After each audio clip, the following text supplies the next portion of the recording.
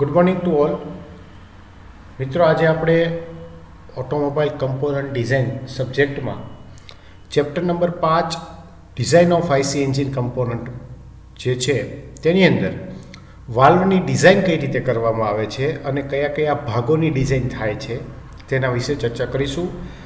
આની પહેલાંના લેક્ચરની અંદર આપણે જોઈ ગયા હતા કે વાલ્વનું ફંક્શન શું છે, વાલ્વ મટીરિયલ કયા કયા પ્રકારના હોય છે અને વાલ્વના પ્રકાર કયા કયા છે.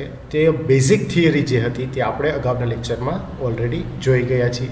તો આજના લેક્ચરમાં આપણે વાલ્વની ડિઝાઇન જે છે તેના વિશે ચર્ચા કરીશું. તો સૌથી પહેલાં આપણે અહીં ફિગરની અંદર જોઈએ તો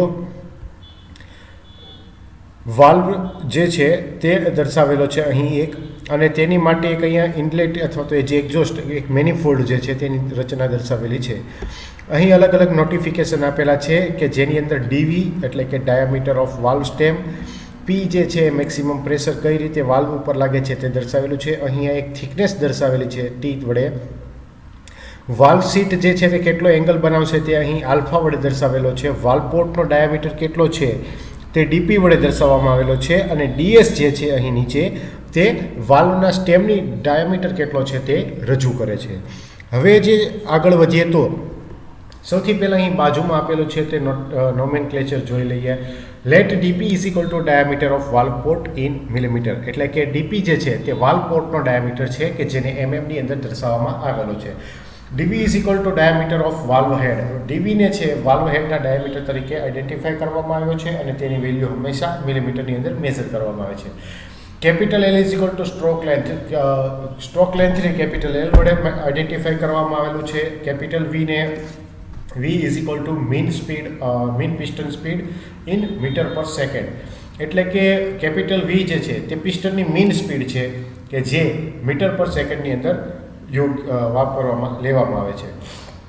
VP is equal to mean velocity of gas flow through the port, એટલે કે પોર્ટ દ્વારા જે ગેસનો ફ્લો થાય છે તેની વેલોસિટી વીપી વડે દર્શાવવામાં આવે છે, અને તે પણ મીટર અપોન સેકન્ડની અંદર લેવામાં આવે છે. P maximum is equal to maximum gas pressure જે છે તે અહીં આઈડેન્ટિફાઈ કરે છે, અને તેની વેલ્યુ હંમેશા ન્યૂટન અપોન મિલીમીટર સ્ક્વેરની અંદર જ લેવામાં આવે છે. And N S is equal to engine speed, એટલે કે એન્જિન જે છે કેટલા આરપીએમ પર ફરે છે તેને NS વડે અથવા તો N વડે દર્શાવવામાં આવે છે.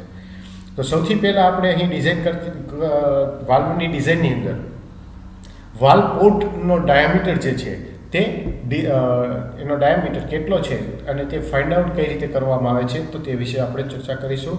તો first of all diameter of valve port. The volume flow rate of the gases through the valve port must be equal to the volume flow rate of gases through the cylinder due to the piston displacement, એટલે કે valve પોર્ટની અંદર મદદથી જે gases ફ્લોનો rate જે છે તેની value સિલિન્ડરની અંદર પિસ્ટનની ડિસ્પ્લેસમેન્ટને કારણે જે વોલ્યુમ ગેસીસનું આવે છે તે બંને વેલ્યુ એકબીજાને સમાન હોય છે. એટલે કે π/4 into DP square into VP is equal to π/4 into D square into V. એટલે કે પિસ્ટનની અંદર આપણે જે ડાયામીટર સિલિન્ડરની અંદરના ભાગનો જે વોલ્યુમનો એરિયા જે છે તે, અને જે એરિયામાંથી આપણે પોર્ટમાંથી જે જગ્યાએથી ઇનલેટ અથવા તો ઇનલેટ પોર્ટમાંથી જ્યાંથી આપણે ગેસીસ જે છે તે સિલિન્ડરની અંદર એન્ટર થાય છે તે બંનેની વેલ્યુઓને જો એકબીજા સાથે કમ્પેર કરવામાં આવે તો તેની મદદથી આપણે ડીપીનું સૂત્ર જે છે તે બનાવી શકીએ છીએ. અને તેના માટે આ પહેલું સૂત્ર છે π/4 ડીપી સ્ક્વેર ઇન્ટુ વીપી, અને બીજું સૂત્ર છે π/4 ડી સ્ક્વેર ઇન્ટુ વી. બંને સૂત્રની અંદર જે છે કમ્પેરિઝન કરતાં π/4 જે છે તે રિમૂવ થશે. તો આવા કિસ્સામાં ડીપી સ્ક્વેરનું સૂત્ર જે છે તે આપણને આ રીતે મળે છે D square into V upon VP. એટલે કે આ સૂત્રની મદદથી આપણે પોર્ટ ડાયામીટર જે છે વાલ્વનો પોર્ટ ડાયામીટર એ ઇઝીલી ફાઇન્ડ આઉટ કરી શકીએ છીએ.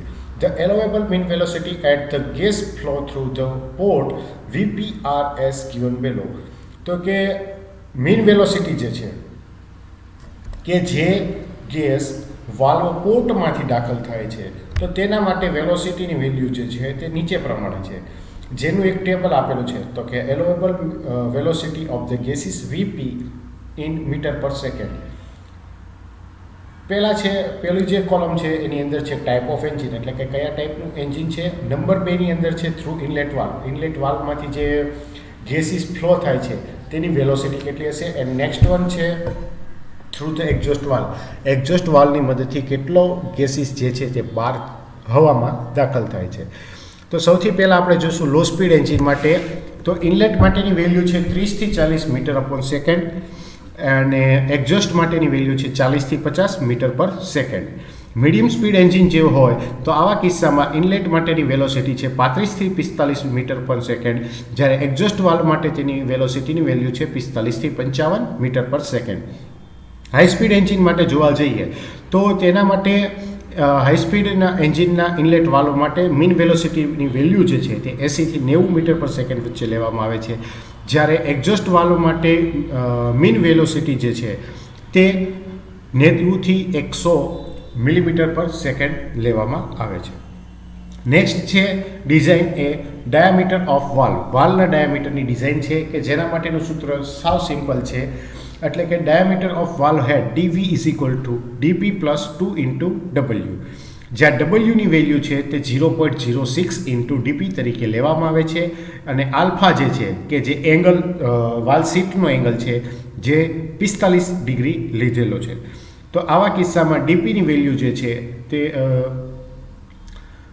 ડીપીની વેલ્યુ ડબલ્યુની અંદર મૂકવામાં આવે તો ડીવીની જે સૂત્ર છે તે નવું આ પ્રમાણે બને છે. ડીવી is equal to DP plus 2 in bracket 0.06 into DP, એટલે કે ડીવી is equal two 1.12 into DP. આટલી વેલ્યુ જે છે તે વાલ્વના પોર્ટની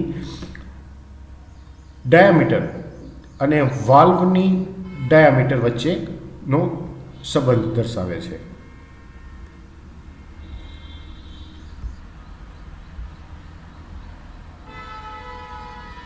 નેક્સ્ટ હવે આપણે આગળ જોઈશું ડાયામીટર ઓફ વાલ્વ ડિસ્ક અથવા હેડ.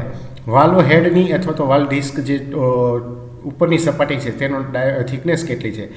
તો કે thickness of valve disc can be identified by considering is it as a flat plate subjected to P maximum. So T is equal to K1 into DP under root P max upon sigma પી.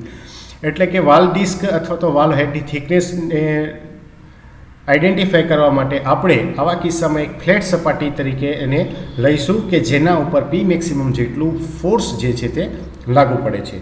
તો આ કિસ્સાની અંદર thickness જે છે તેના માટેનું સૂત્ર આ પ્રમાણે છે. T is equal to K1 into DP under root P maximum upon sigma B. આ સૂત્રની મદદથી આપણે વાલ્વ ડિસ્કની થિકનેસ જે છે તે ઇઝીલી સોલ્વ કરી શકીએ છીએ, ફાઇન્ડ આઉટ કરી શકીએ છીએ. Where the sigma B is equal to allowable bending stress for the valve head.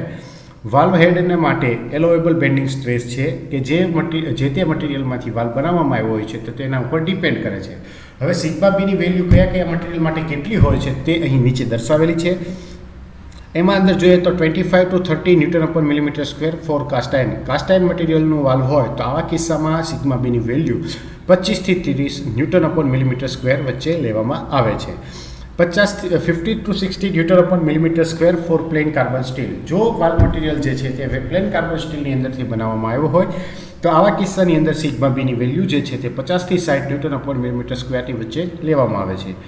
And 100 to 110 newton per millimetre square for the alloy steel. એટલે કે જો વાલ્વ સ્ટીલની મિશ્ર ધાતુ સ્ટીલ એલોયમાંથી બનાવવામાં આવ્યો હોય તો આવા કિસ્સામાં સિગ્મા બીની વેલ્યુ જે છે તે 100 થી 110ની વચ્ચે લેવામાં આવે છે. Next is diameter of valve stem. Valve સ્ટેમનો ડાયામીટર કઈ રીતે શોધવામાં આવે છે અને તેનું સૂત્ર આ પ્રમાણે છે. ds is equal to DP divided by 8 plus 6.35 bracket over 2 another bracket dp plus 8 plus 11 in bracket over in millimeter. એટલે કે સ્ટેમ માટેનું સૂત્ર સાવ સિમ્પલ છે. અહીં જો આપણી પાસે ડીપીની વેલ્યુ હોય તો આવા કિસ્સામાં ડીપીની વેલ્યુને બે અલગ અલગ બ્રેકેટની અંદર લેવામાં આવે છે અને એની અંદર પહેલી વખત ડીપી ડિવાઇડેડ બાય 8 ને 6.5 ઉમેરવામાં આવે છે, જ્યારે બીજી વખત dp/8ની અંદર 11 ઉમેરવામાં આવે છે અને આ બંને વચ્ચેની એક રેન્જની માંથી કોઈ એક વેલ્યુ જે છે તે લેવામાં આવતી હોય છે. Maximum valve lift for the continuous flow of gas through the valve port must be equal to the volume flow rate of the gas through the opening of valve when it is lifted to maximum. એટલે કે ગેસનો valve પોર્ટની અંદરથી continuous flow થતો હોય તો આવા કિસ્સામાં તેનું વોલ્યુમ અને વાલ્વ ખુલવા વખતે જે ગેસ વોલ્યુમનો ફ્લો કન્ટિન્યુઅસ થતો હોય તો આ બંનેને એકબીજા સાથે સરખાવવામાં આવે તો સૂત્ર જે છે તે નીચે પ્રમાણે મળે છે: π/4 × dp² × vp is equal to pi × dp × hm × cos alpha × vp. તો બંને બાજુ અમુક વેરિયેબલ જે કોમન છે તેને દૂર કરવામાં આવે તો બંને બાજુથી પાઈ અને વીપી જે છે તે દૂર થશે. dp² એક બાજુ છે, બીજી બાજુ dp છે, તો અહીં એક dp પણ રિમૂવ થશે. તો આવા કિસ્સામાં dp નું સૂત્ર જે છે તે આ પ્રમાણે થશે: dp = 4 × hm × cos alpha. અને મેક્સિમમ લિફ્ટ માટેના સૂત્રની અંદર જો કન્વર્ટ કરવામાં આવે તો મેક્સિમમ લિફ્ટ માટેનું સૂત્ર hm = dp/cos alpha, જે આલ્ફા જે છે તે સીટ વાલ્વ સીટનો એંગલ છે. નેક્સ્ટ હવે આગળ જોઈશું આપણે valve seat angle. The maximum valve lift hm as minimum as possible. Cos alpha should be as maximum as possible or valve seat angle alpha should be as minimum as possible. એટલે કે valve lift જે છે તે maximum ક્યારે છે, maximum valve lift hm એ minimum હોવી possible છે. એટલે કોસ આલ્ફાની વેલ્યુ મેક્સિમમ હોવી જરૂરી છે.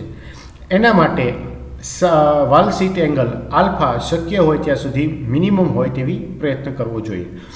If the valve seat angle alpha is less than 30 degree, the head will become thin and weak.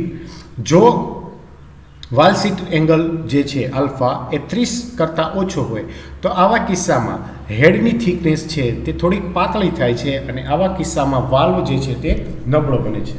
So the valve seat angle is taken is in the range of 30 to 45. તો આવા કિસ્સામાં આપણે valve seat angle અને આલ્ફાની value જે છે તે 30 થી 45ની વચ્ચે લેવામાં આવે છે. આ એક રેન્જની વચ્ચે લેવામાં આવે છે. તો મિત્રો આ પ્રમાણે વાલ્વની ડિઝાઇન જે છે તે કરવામાં આવતી હોય છે. આજનું લેક્ચર અહીં સુધી રાખીશું.